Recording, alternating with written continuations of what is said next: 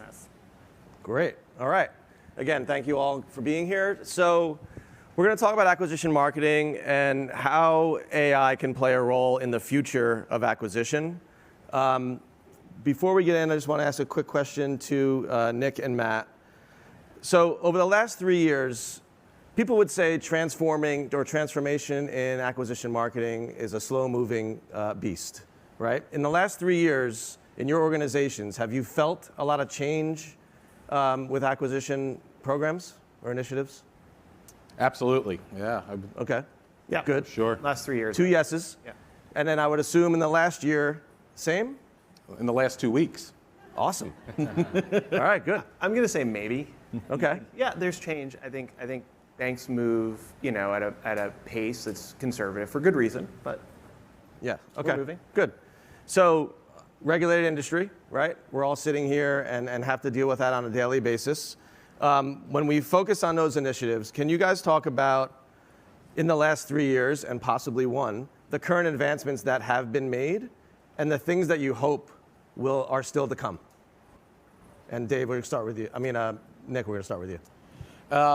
Yeah, obviously, without data, we have nothing, right? And as a marketer, and just the explosion of data in the last 3 years, last year, in terms of it's really just how do you unlock it, right? And I think that's a big theme of Gen AI, and what we're looking for is how do you harness the data, control it in a highly regulated industry, and then unlock and activate it. Okay. Matt? I think the biggest thing has been a shift towards the data enabling us to do things that humans used to kind of move knobs and levers for, right? So like if you think about anything like paid search is a great example. You used to go into the platforms and do all these like little tweaks and kind of have to do things that frankly machine learning models can do a lot better.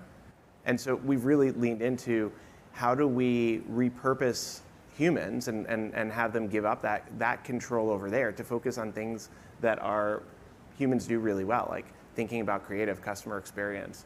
And that's been a big transition for us. It's really an unprecedented time right now to evaluate hypotheses. Things that used to take maybe we'll call it 5 to 12 months to complete, can be completed in a week or less, right? The advancements that we have now in third-party data management, access to information, a lot of hypotheses that, at least we're seeing from our client perspective, a lot of the hypotheses that they have can be challenged now. And nobody's afraid to fail fast, right? What you don't want to do is fail over the course of 12 months. Yeah. One of the unique things that we have is 90% of our business is the partner business. And we talk a lot about first and third party data, but for us, the second party data from our partners, CRM data, loyalty data, tender share, right, as we provide a suite of credit products with some of the biggest brands across many verticals. And how do we mesh that with the first party for existing customers, prospect data, and enhance with third party data? It's huge for us. And yeah, not easy, but huge. I think it's no secret that marketing in a regulated environment is extremely challenging, and it's probably only getting more challenging. I think at the business that I was running, being in the crypto space and having to break down kind of some new barriers, both from a regulatory perspective, but also even just simple advertising policies with a lot of the areas that we wanted to try and acquire customers. There was kind of a lot to take in. And I think marketing in a regulated environment, you want to be as nimble and as agile as possible. And we were beginning to use AI for things as simple as A/B testing copy and things like that. And so while we were getting faster and better at optimizing kind of the different bits of marketing we were putting into the market and trying to optimize different channels, we still were slowed down by marketing in a regulated environment, not just conception, but production and distribution and retention and all the different elements that are really important there. So while we're seeing some advancements in how we're generating new marketing, new ideas, we still have not yet caught up or really started to see, at least in where I was, AI beginning to actually help get that into market faster. Yeah, right. That's a big priority for us, in the reg tech space. So you can have all this great creative data. Can you get it out with the right disclosures, reviewed, and we just kicked off a project in leveraging with a reg tech firm, large language models on how do we automate the disclosure process and ultimately reinvent, reshape how, we have a team at Bread Financial of 20, 30 folks that read PDFs, emails, websites, top to bottom, left to right, every day, marking up, changes. And we're really excited about how Gen AI can help us accelerate that, not just accelerate time to market, but with higher quality rates, right? Because there's control fatigue when you're reading, reams and reams of marketing, and you're relying on human judgment and interpretation of regulations and brand standards. It's incredibly complex and challenging. So have you actually seen the execution of getting campaign from strategy to live? We will be. We just kicked it off last week. Okay, good. All right. Well, it is AI. It should have helped you overnight. All right, so metrics matter still, right? But is it the same metrics that matter? Are we starting to push the envelope on new metrics that matter? And when it comes to the metrics that matter and the attribution, how are those conversations happening internally? And are your partners or your vendors bringing new ideas and opportunities to change that as we move forward? Anyone? So I think the metrics the metrics that matter have kind of, we're coming back to basics a little bit, right? So like before you could track everything, you would track profitability and you track ROI. And then you tracked everything. And I think we lost the thread a little bit as marketers, and we're showing how we'd have an impact on open rate, right? Like, well, open rate still has to be clicked on, still has to convert, you still have to find the right people. It's one metric, it's a leading indicator, but it doesn't tell the whole story. And so ultimately we're trying to use the technology to thread back the data to be able to see what the impact of the decisions that we're making is on the bottom line, which helps us also make the case for further investment. And so like now we're getting to the point where our finance teams understand enough about marketing to be dangerous. My finance lead came to me a few months ago and he goes, so I took this 2-week course in marketing. And I'm like, well, I took a Got it figured out. 2-week course in finance too. I still don't know what I'm talking about. But I think it is like now we have an obligation to bridge that gap and be able to make the case to that marketing can drive, differentiated value.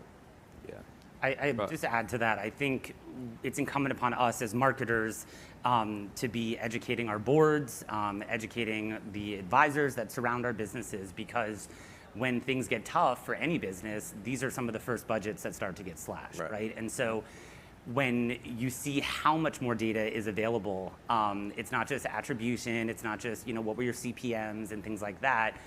There's all these new data sets that are coming back from a lot of the advertising partners that we've been working with, and everybody is trying to square this off, make your data look a little bit better than perhaps it is. And so you have to kind of take everything with a grain of salt, but being heads down as a marketer, trying to open up that top funnel, bring customers down that funnel, you got to take everyone that surrounds you in the organization along with you on that ride, or those budgets are not going to be able to stay there.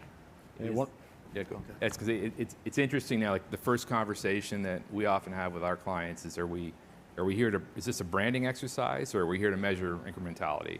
And if you're measuring incrementality, the good news is it's a lot easier and more scientific today than it was 5 years ago. Right? We can see now. We can see through the chain. We can see results in ways that we could not previously see results. That said, there's still a leap of faith, and there's a lot of work to be done in terms of proper attribution. And the recommendation we make now is, don't overstretch yourself and work with 9 or 10 different partners on one exercise. It's almost impossible to measure who's doing what, who's doing where. So that's one small piece of advice. And one of the things I'll just add is around, historically, acquisition markers are, have been around units, right, and CPA. Yeah. And I think a big shift for us in the industry is not units, what is the right mix that you're bringing through the door, not just the tickers of how many new accounts you're bringing in. Is it the right balance of efficiency, profitability, and in the current macroeconomic cycle, controlling losses, because you may have profitable segments, but not tolerating higher credit losses. So Right. that's been a big focus for us particularly over the last 18 months around not just driving down CPA and hitting the new account plan, but what are then the behaviors, post acquisition, and how do you bring in the right mix of credit, right profitability, Right. and control losses. Yeah, and all that stuff. You spoke about the shift to incrementality. Is that a real? Is it like what percentage of clients are responding to the shift when it comes to measuring campaigns differently than they did yesterday, the status quo? Yeah, I mean, today, depending on the answer to my first question, right, which is what's our goal here. Right. It also depends on what channels you're using, right? So there's no excuse for not measuring incrementality if you're using traditional one-to-one marketing channels, direct mail, email.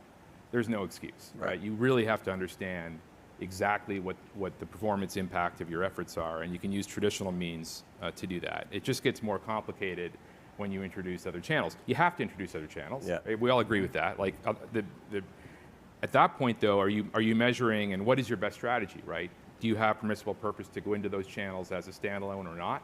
Yeah. In some cases, you do not. Like today, for FCRA offerings, of course, you can't go direct to digital. We'd like that to change at some point, right? We think that consumers should be self-empowered to come back in, self-authenticate, and get firm offers that way. But absent that, which is definitely not happening anytime soon, the incrementality effort comes down to using proper identity graphs, doing proper attribution, and having access to as much consumer identity intelligence as you can have to do that work properly. And I think, David, the challenge with that is like the attribution models are always wrong, right? Like the attribution models are always going to be, tell a story that is just the story that they're going to tell. And so our role is to use other techniques like, incremental lift of a strategy, right? And really look at, I believe this thing to be true, I'm going to put this other media in play to see if I can drive lift in my direct mail or something like that, and see what the lift is. And that's, kind of creates this hypothesis building.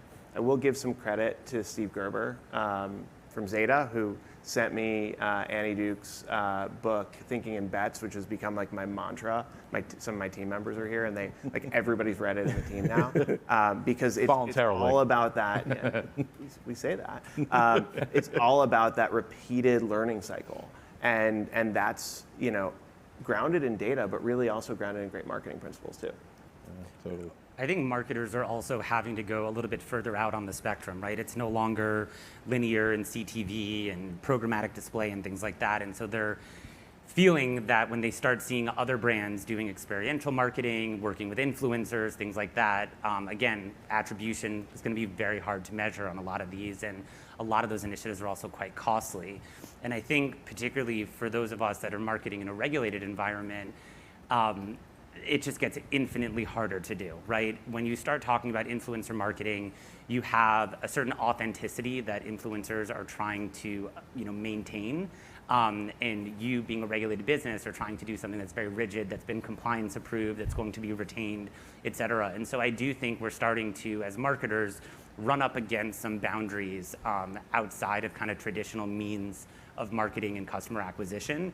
And ultimately, over time, I do think it'll smooth out, but I'm definitely seeing that as kind of some speed bumps that folks like us are having. Right, and we still struggle with omni-channel campaigns, to your point, and getting attribution across them all in one view. Is that, are we getting any better at that within your organization? It's multi-touch attribution, which is what we all want, is incredibly difficult to achieve at the, without it being a lot of false precision at times, and the infrastructure, especially in a partner business, the tagging and that across, a complex set of, our partner channels as well as our own channels. One of the things that we've established over the last, year is a framework of being real deliberate around what is performance marketing, what is the learning agenda, right? Rather than making up assumptions based upon, educated guesses, but just investing in testing and not doing full-blown pro formas and business cases. And then also, particularly with, with our top partners, strategic investments, things that aren't going to meet hurdles, but you do for the relationship, or you do, you know, activations, experiential activations, or for our own brand and being a new brand, you know, that long-term view of investment of you know, building awareness and consideration through the funnel. So I think it's important that you have a framework around not try to sell something as performance marketing when it's not. Right. Yeah, that makes sense. All right, let's shift back to data. So first, third-party data, we're all, I think, using both. With first-party data becoming more available, and I'll say it's a little bit more flexible to use for you guys than it was in the past, how are you finding it affect the metric that matters? And how are you starting to think about that for the future? Is third-party data, off-the-shelf segments, less and less used when you get more access to first-party data?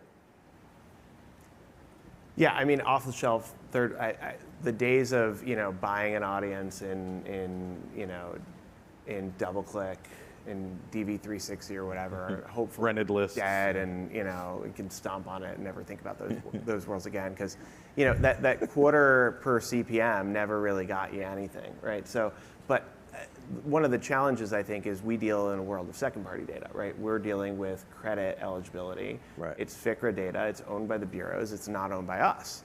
And so it's governed by 50-year-old laws.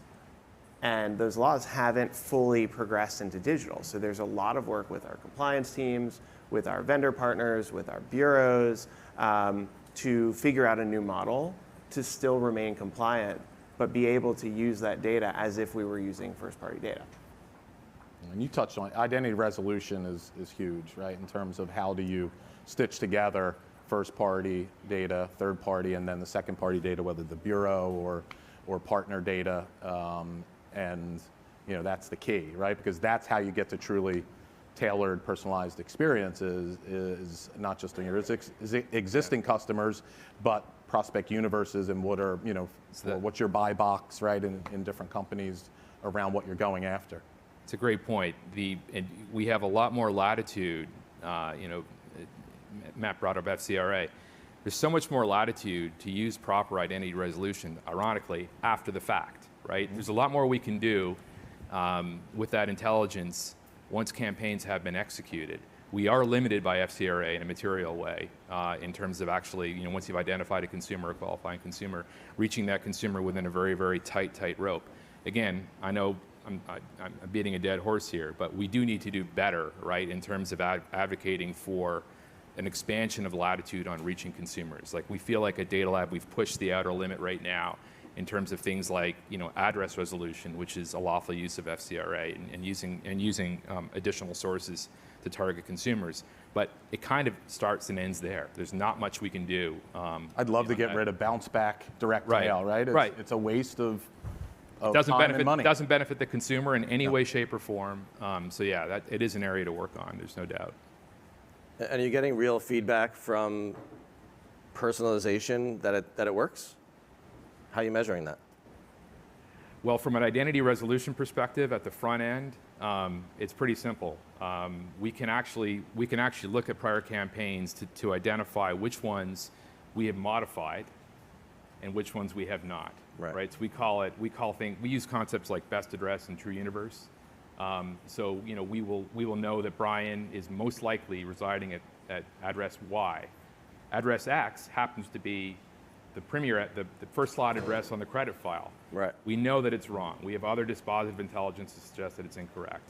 As long as that second address is on the file, we can use it, right? It has to be on the file, though. Yeah. And the way we measure it is we just you know, use a control group of those that we treated that way and those that we didn't, and we measure performance. And it is pretty impactful. It is, especially in the lending space. Great. Anyone else on that one? No, I just think when I think about use of third-party data, for us, it was always the biggest challenge was just latency in the data. And I think that those that are selling third-party data are now kind of perpetually in this race to try and churn out data faster and faster that's more real time. And while that's an admirable effort, it's only so good as, you know, our ability to then leverage that data, right? And you could be a large corporation and have a huge business intelligence unit to try and do amazing things with that data. Or you could be very small and very agile. Either way, it's very, very complex. And so I think our reliance on first-party data was a lot more successful for us. Okay, so we talked about transformation, we talked about acquisition marketing, we talked about Gen AI.